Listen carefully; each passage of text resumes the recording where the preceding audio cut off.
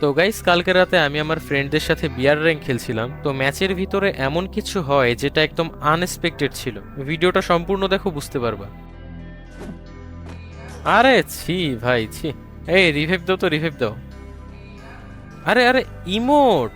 ভাই ইমোট দেখাচ্ছে। ওরে ভাই, ইমোট!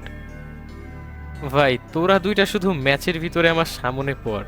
ওরে, ফুল স্কোয়াড চলে আসছে।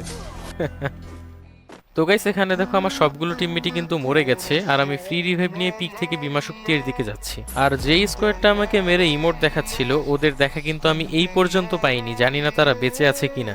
মিরাজ ভাই কি ইমোট দেখাইছে! সামনে পড়লে ওদের কি অবস্থা হবে বুঝতেই পারছো। মিরাজ ভাই সামনে প্লেয়ার। ওরে শট! আরে এটা তো ওই স্কোয়াডেরই একটা প্লেয়ার যেটা ইমোট দেখাচ্ছিল। তো গাইস দেখো, এই প্লেয়ারটাই কিন্তু আমাকে ইমোট দেখাচ্ছিল, এর মানে এর স্কোয়াড এখনো বেঁচে আছে। তো ম্যাচ কিন্তু একদম শেষের দিকে, লাস্ট জোন, আর আমার সবগুলো টিমমেটই কিন্তু মরে গেছে।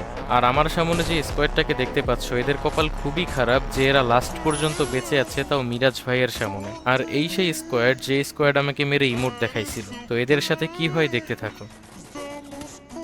আরে ওরে জোস শট!